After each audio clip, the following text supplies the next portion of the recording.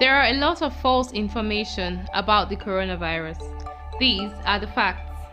People of all ages can be affected by the coronavirus. However, older people and people with pre-existing medical conditions such as asthma, diabetes, heart diseases are more vulnerable to the disease. It is not for old people alone. Gargling salt and warm water or chewing garlic and ginger cannot prevent the virus.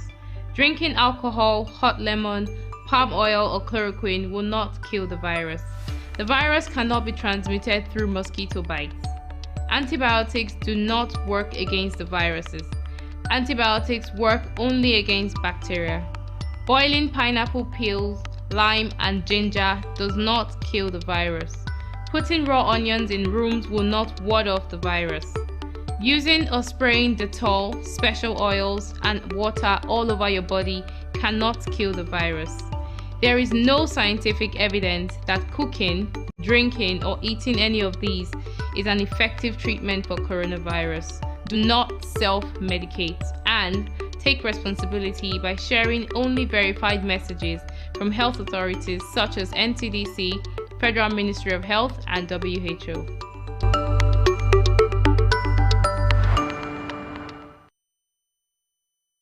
There are a lot of false information about the coronavirus.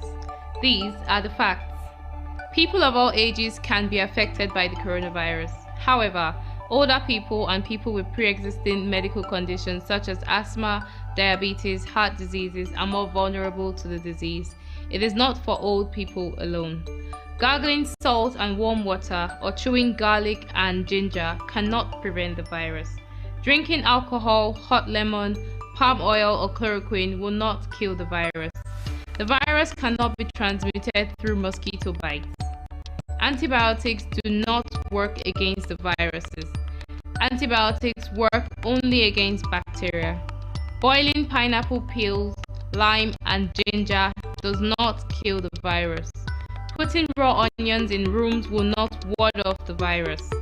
Using or spraying Dettol, special oils and water all over your body cannot kill the virus. There is no scientific evidence that cooking, drinking or eating any of these is an effective treatment for coronavirus. Do not self-medicate and take responsibility by sharing only verified messages from health authorities such as NCDC, Federal Ministry of Health and WHO.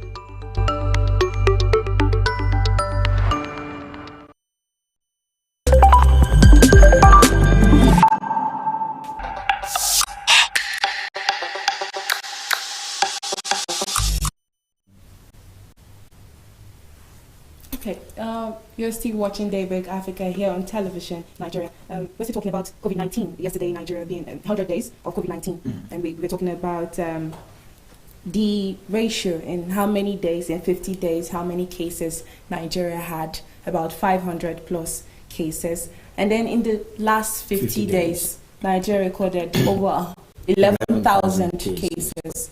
And one begins to wonder how actually we grew from 500 plus in 50 days, and in another 50 days we're having 11,000 plus. We actually, and we were looking at it from different angles of, okay, like the health minister talked about the other day, like more tests have actually been conducted, so you can pin that, you can pin one of the reasons on that. And then secondly, you can actually look at it from maybe not adherence to, not totally adhering to the guidelines or measures put in place. Yeah, that's from the people. So it actually calls for more action from Nigerians as well, because from the government angle, I think they have actually they have given out the guidelines for people to follow. So every time we talked about when the lockdown was actually gradually eased, we talked about, okay, now it's more like the whole thing has been shifted to the hands of the citizens. So it's all about people catering for their own health now. Yeah. So it's more or less like the government doing their own bidding, the people doing their own bidding. Now on the government side, they have recorded quite a number of progress since COVID-19. In a way, out of 100%, Nigerians will give their own rating. In a way, you give your rating, I will give my rating. True. Now, the thing is that when COVID-19 started, the NCDC laid down a talk that they would be able to test about 2 million Nigerians in 3 months. And this 3 months is elapsing by July next month. Yeah. So are we saying how many people have been tested now in Nigeria? They're not up to even 18,000 that have been tested presently in Nigeria of the COVID-19, and they have a target of 12 million by the end of next month. Now with calculation, it means that by the time that Nigeria will be able to record 2 million, probably it will be in 2023. That's if we go at this pace that they're going. You cannot totally blame, or one cannot totally blame the government for this, because globally there was a time where there were reports of shortages of reagents and testing kits and all of that. That actually we saw people decided to think outside the box to see how they could actually resort to the use of local reagent to see if we can use that to conduct tests. And that's in place now, but we're still seeing the sluggish attitude in the testing. You see, in a day you say this particular state tested 100 and something. Meanwhile, in a day, it was estimated that a state will test about 50,000. You understand? It started from 1,500 to saying 3,000 will be tested in a day. Now, I have a problem with them actually bringing out what they can't do or what they won't do. I understand that the case right now is very serious, but we have to always follow what we say, because Nigerians will keep holding them accountable for whatever it is that they're saying. True. Now, churches, religious homes, the religious gathering, they resumed Friday for the Muslim brothers, and yesterday Sunday. What did you notice yesterday for the gathering? Actually, for the very first time, ever since the COVID-19 issue, we know we resorted to worshiping online. Yeah. But yesterday I attended service for the first time. How did you feel? And, funny enough, people actually came. It was more like a surprise, because I was not expecting to see much people. But that's to tell you how people have actually missed worshiping. Yes, and they were very excited. Yeah, and they were excited. But what I noticed was that most of the churches I actually passed through, and even the church I attended, there were running water outside and then hand sanitizers. But the issue of thermometer, I think it still boils down to what I said earlier on before. I said, now how many of these churches will be able to get all the required equipment that they would need in checkmating? Thermometer. I really can't say if it's on the high side for some persons. Do you get? So how many church people will be able to get water, sanitizers, and whatever, and still get thermometers? Now, yesterday the church, I got some pictures from a particular church. Now, normally the church, they can take about 200 persons. 200 persons normally attend that church service. But yesterday, however, it was like probably up to 50. Okay. That's like just half, not even half, like quarter. About 25%. About 25% of the parishioners came to church. So that means, in as much as people are wanting to still go to church, some people are still not feeling safe enough to still go to church yet. The government actually, in their guidelines, they talked about a particular age, like advising children or infants to stay away from worship centers or public gatherings, and then people above 55, 65, thereabouts. So I think all of those things actually contributed to the low turnout we saw across churches, and then not leaving out your suspicion or the point that you raised, that people are not feeling totally safe enough, because the social distancing, and you could see the chairs, the distance, and all. I like all of that. Some churches, Catholics and Pentecostal and what have you, they try to make sure things were put in place that could actually make everyone safer. True. I think gradually we'll get used to it, and then people will be more aware of the how do I put it now, the harm if they don't really adhere to these guidelines. So gradually, like I said, we'll get used to it. Yeah, gradually we'll get used to it. All right, let's join Susan Archie on the news desk and hear what she has for us. There are a lot of false information about the coronavirus. These are the facts. People of all ages can be affected by the coronavirus. However, older people and people with pre-existing medical conditions such as asthma, diabetes, heart diseases are more vulnerable to the disease. It is not for old people alone. Gargling salt and warm water or chewing garlic and ginger cannot prevent the virus. Drinking alcohol, hot lemon, palm oil or chloroquine will not kill the virus. The virus cannot be transmitted through mosquito bites. Antibiotics do not work against the viruses. Antibiotics work only against bacteria. Boiling pineapple peels, lime and ginger does not kill the virus. Putting raw onions in rooms will not ward off the virus. Using or spraying Dettol, special oils and water all over your body virus. There is no scientific evidence that cooking, drinking or eating any of these is an effective treatment for coronavirus. Do not self-medicate and take responsibility by sharing only verified messages from health authorities such as NCDC, Federal Ministry of Health and WHO.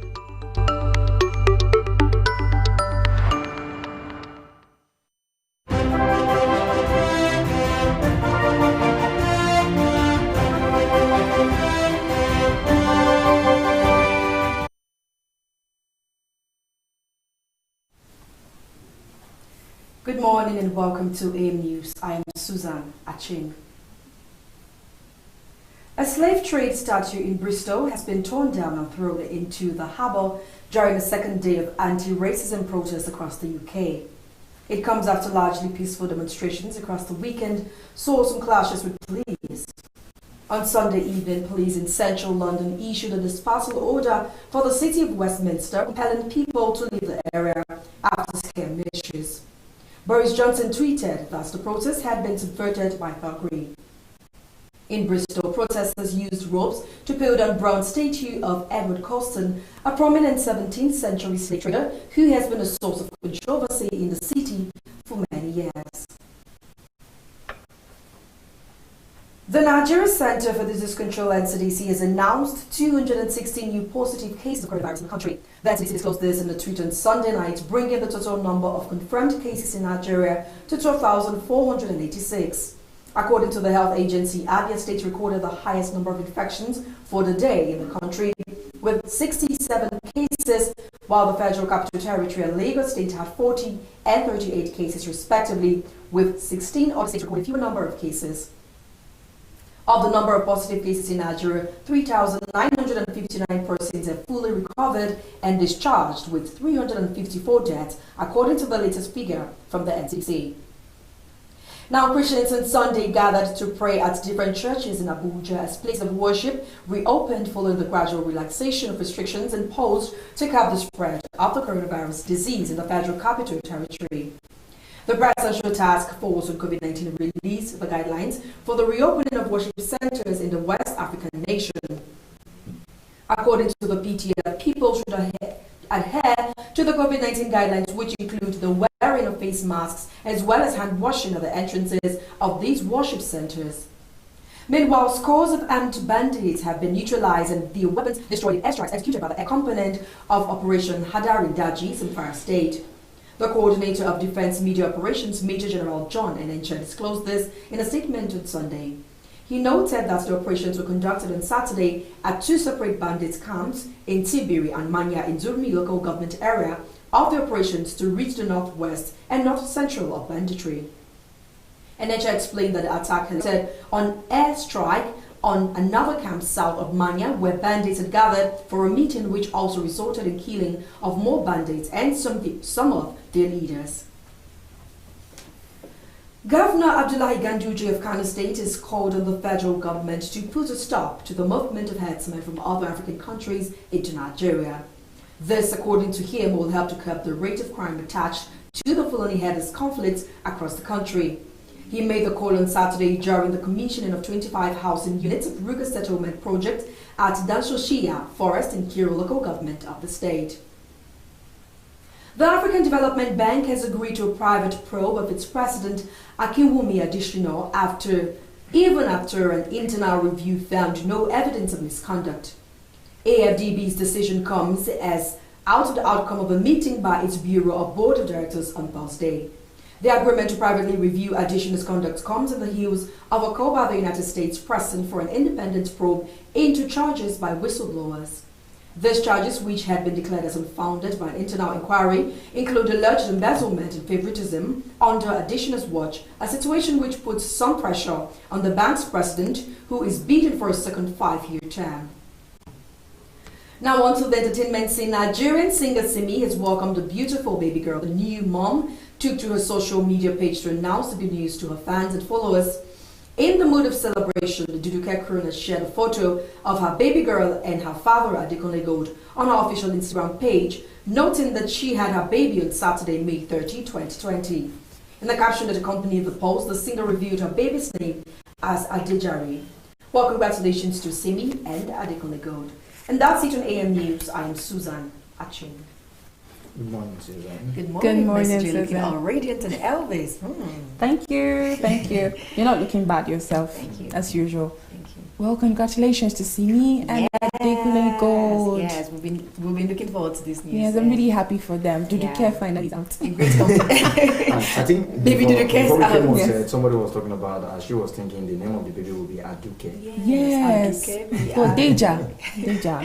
Yes, Adejare. Deja. Oh, Yeah, that's very it's nice. a good one. I Yes. think I like the way they've been able to handle the birth of their child, That's especially building some kind of suspense around it. So we understand that sounds. I think Simi and Adekunle are they're professionals when it comes to this, because we True. saw how they hid their relationship up until their Yes. marriage. Marriage You was know, kind and of all hidden that, on so- the Very low. easy. I think Left to them, they Yeah. wouldn't want any pictures surfacing Yes, online. they found their way around, managing this, and I think it's all that celebrities should emulate. Really a good one. Protesters in UK bringing down slave trade statue. Well, it has really gotten to that Wow. extent. Except that I woke up to the news, I would have thought that the protests have, at least reduced to an extent. True, by now. Yes, by number. Unfortunately, it has gotten that bad. And the fact that that particular statue and the person in question has actually been a bone of contention in the country. So I hope that this doesn't even spark more chaos than already is, because Yes. there have been issues surrounding Colton, and then being a slave trader, and then his statue being set up there, and then now that it's destroyed, they definitely will be issues arising from this. I hope. What's happening around the globe right about now with series of protests that actually emanated from the gruesome murder of a And all George this, Floyd. all linked to George It's Floyd's more like a case of someone being pushed to the wall and then bouncing back. back. Yeah. I think the issue of racism has been something that has been with us for a very long time. Yeah, very long People are time. trying to trace it back to slavery. So I think it's about that time the world actually realized that it is only in love and in unity, irrespective of our color and then of our race, that we'll be able to achieve more together. Yeah, Martin Luther King said he dreams that his children will live in a nation where they will no longer be judged by the color of their skin, but by the content of their character. I hope that we do not frustrate the efforts of our founding fathers, of those who fought for, this to happen. So I hope that we really pursue in that line, and hopefully subsequently we'll tell posterity better story. Let's do this and we hope so. Bandits are being neutralized by airstrike. Yes. And when we talk about insurgency and terrorism in the country, it's one actually menace that we've been dealing with for some time. Yes. We cannot afford to turn deaf ear or blind eyes to. So basically, when one was actually say that the activities of these elements were on the rise, one was actually wondering what happened if, or what would have happened if we've actually adopted these means. Even though we know that we've been seeing combined effort from the ground troops and even the air force. Yes. And we've seen the much they have actually. They've actually been, and Air Marshal Sadiq was commending them for this particular one that happened, and showed that they put in a lot of effort, and showed, according to him, they showed a lot of professionalism. Yes. In neutralizing these bandits in Zamfara. So it's a really good one. Last week we heard, that some bandits were neutralized, and this week again we're hearing more. I think I like the angle of the professionalism you talked about, because sometimes back when they tend to engage in this airstrike, at the end of the day, sometimes innocent people that are supposed to protect the end of the community. But this time around, with the professional angle to it, exactly. They got their The main right. target, getting the main target. They're working really hard, and we just hope that their lives are protected. True. In the process. Thank you very much, Susan. Always my pleasure. And we now move on across Africa to get some more news. Stay with us.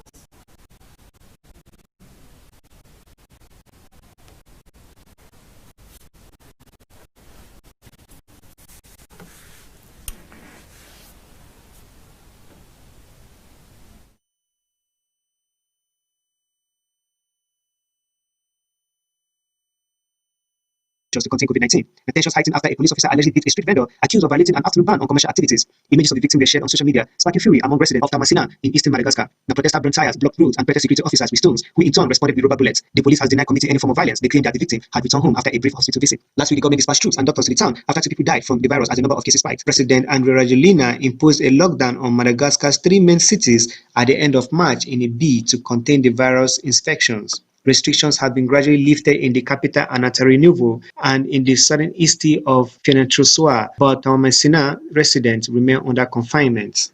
Now, Tunisia moves to resume commercial flights as it plans to reopen its airspace, land and sea borders on June 27, 2020 as part of full deconfinement scheduled for June 14. On Tuesday, the Minister of State in charge of transport and the tourism minister inspected the Tunis Carthage International Airport. From the check-in decks at the border police service, the two ministers toured the airport. The airport currently receives only a few official flights or repatriation planes for nationals stranded abroad. Between January 21 and March 12, 100,000 Tunisians have been repatriated, but several remain stranded abroad despite the state's effort to repatriate its nationals.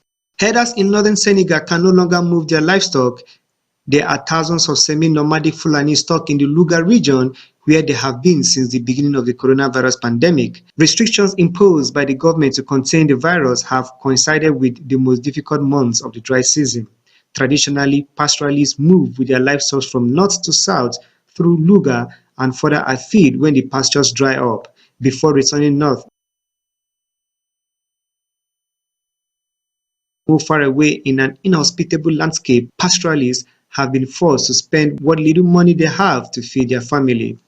Mamadou Babasow said COVID-19 restrictive measures have been an enormous challenger for the herders in the country. There are restrictive government measures that prevent them from traveling. The late and erratic rains of recent years have been blamed for the poor quality of pastures, complicating the lives of herders.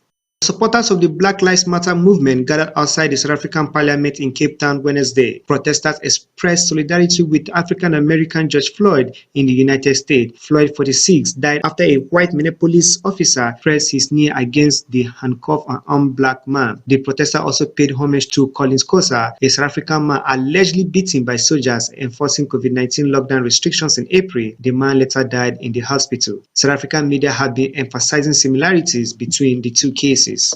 Kenya will from on Friday ban all single-use plastic such as water bottles and straws in its national parks, beaches, forests, and other protected areas. Announced a year ago, the coming into force of the measure was confirmed by the country's Minister of Tourism, Najib Balala, in a letter sent to industrialists last week. 3 years after the ban on plastic bags, one of the strictest in the world, the new measure comes into effect on World Environment Day. Prior to the coronavirus outbreak, Kenya used to receive 2 million tourists a year, attracted by the beautiful beaches of the Indian Ocean and the discovery of the Big Five, the 5 emblematic animals of the savannah. The ban was headed by environmental activist Dipesh Pabari, initiator of the first sailboat made entirely of recycled plastic, which in 2019 toured the Kenya and Tanzanian coast to raise awareness about plastic pollution. As in many parts of the world where plastic bottles, corks, straws, and other plastic lids are made to be used only once and then thrown away, Kenya is affected by plastic pollution, which in addition to altering the landscape, can smother turtles, livestock, or birds. The United Nations Environment Programme, UNEP, estimates that more than 8.3 billion tons of plastic have been produced globally since the early 1950s, with some 60% of this volume ending up in the landfills or in the environment.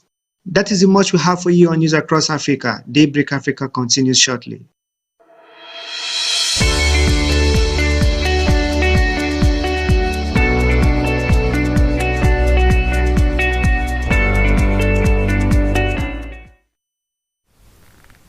That was News Across Africa right there. We now take you straight to our newspaper review segment where we take a look at some of the headlines from some of the national dailies.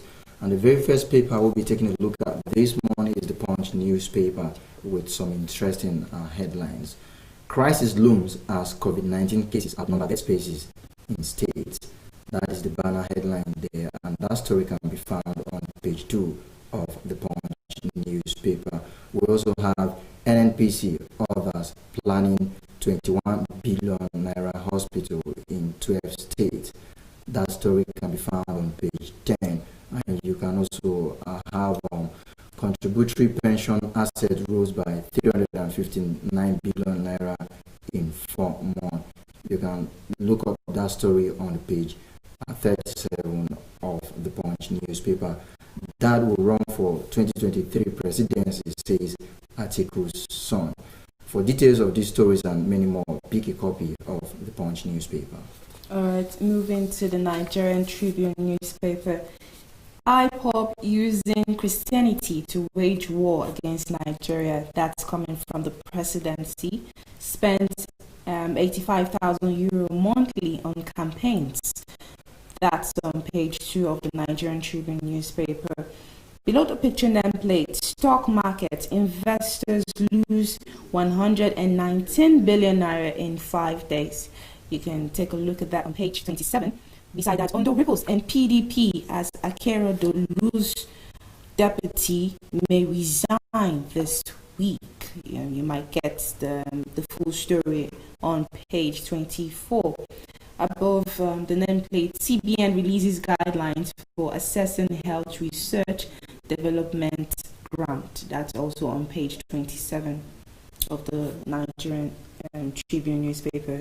That's all for the Nigerian Tribune newspaper. All right, and let's quickly take a look at headlines from the Daily Trust. COVID-19 funds, CBN disburses 107.45 billion naira to beneficiary. That story is on the page 17 of the Daily Trust. And we have another story talking about the Edo governorship bickering. As we have it, plots to disqualify Obaseki thickens. That story is on the page 40 of the Daily Trust. And still coming from the Daily Trust, 11 Almajiri test positive for COVID-19 in Sokoto. Job cut displace workers as COVID-19 hit employers. For details of these stories and many more, do well by picking a copy of the Daily Trust. But the Daily Sun newspaper. COVID-19, trouble not yet over, Pope wants. Kegama frowns at arguments against reopening of worship centers. That's on page 27. Below the picture nameplate, Niger Delta leaders accuse NAS of plans to scuttle NDDC forensic audit. Omo Agege denies asking EFCC to probe Akpabio. That's also on page 27 of the Daily Sun newspaper. Beside that, fresh crisis looms in APC over Edo primary. Party chieftain alleges illegality. Still beside that, I'll make Ireland a better place. That's from New Oniru. As Sanwo-Olu presents him with staff of office. That's on page 29 of the Daily Sun newspaper. All right, let's take a look at headlines from this day newspaper. We have this headline that's above the nameplate. CBN limit healthcare research grant to 500 million naira, outlines guidelines for intervention scheme. APC rules out indirect primary in Edo State. You can check out that story on page 8 of this day newspaper. Presidency, security checks delaying confirmation of a court president. And then we also have the banner headline here that says, with 38 new COVID-19 cases, Lagos records first slump in 3 months. 260 fresh incidences, raised total to 12,486, with 3,959 discharged, 354 dead. Nigeria imports COVID-19 drugs from Bangladesh. That is all we have from this day newspaper. All right, the Business Day newspaper. The main headline here: federal government to spend 2.3 trillion naira to fund its economic sustainability plan. Beside the picture nameplate, Nigeria takes another unsteady step towards downstream deregulation. That's on page 31 of the Business Day newspaper. Below that, Edo Guba, APC chieftain asks Buhari Tinubu to stop or showmanless impunity. That's on page 30 of the Business Day newspaper. So you might want to get a copy to get in touch with all the stories there. So that's it on the newspaper review for this morning. Let's go to the help desk and have a view of benefits of egg.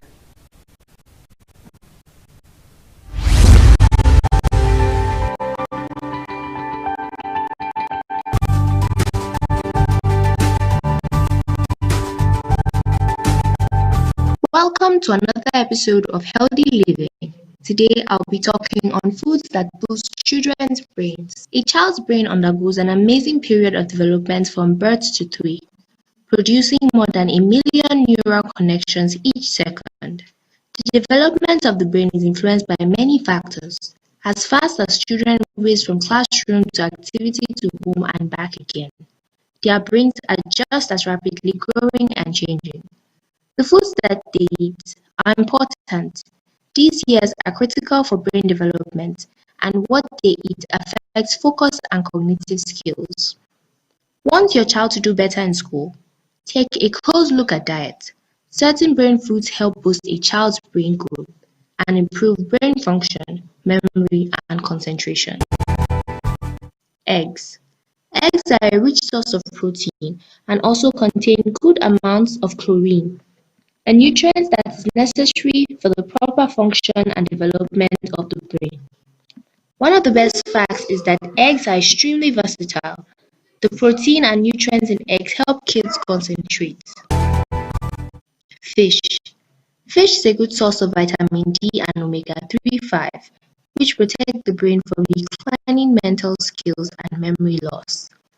Salmon, tuna, and sardines are all rich in omega-3 5. The more omega-3 5 we can get to the brain, the better it will function and the better kids will be able to focus. Apples and plums. Kids often crave sweets, especially when they are feeling sluggish. Apples and plums are lunchbox friendly and contain quercetin, an antioxidant that may fight decline in mental skills. Milk and yogurt. Milk and yogurt also provide a bigger punch with both protein and carbohydrates, the preferred source of energy for the brain. Milk contains vitamins that benefit the neuromuscular system and the overall life cycle of human cells. Lean beef, meat. Iron is an essential mineral that helps kids stay energized and concentrate at school. Lean beef is one of the best absorbed sources of iron. In fact, just 1 ounce per day has been shown to help the body absorb iron from other sources. Beef also contains zinc, which helps with memory. For vegetarians, black bean and soy burgers are great iron-rich meatless options. Beans are an important source of non-heme iron, a type of iron that needs vitamin C to be absorbed. Eat tomatoes, red bell pepper, orange juice, strawberries, and beans to get the most iron. Avocado. Avocado is full of monounsaturated fats, the good fats that kids actually need in their diet every day. In fact, it's recommended that 25 to 30% of kids' calories come from fats, primarily the unsaturated ones. Avocado goes over well with kids when served as a spread on wraps in place of mayonnaise or cream cheese. Ripe avocado is a perfect baby food spoon straight out of its peel. Sweet potato. This pod is one of the most nutritious vegetables around. The vitamin A in sweet potatoes keeps eyes healthy and acts like an antioxidant in the body. Sweet potatoes are a favorite among babies because of their natural sweetness and bright color, but they are often forgotten once kids get older. Finally, water. Although not a food nor containing any nutrients, water is important for hydration, which helps to maintain blood flow and oxygen transport to all parts of the body. Dehydration can cause lethargic irritability and reduce the ability to stay alert and concentrate. And that is the much we have for you on today's episode of Healthy Living.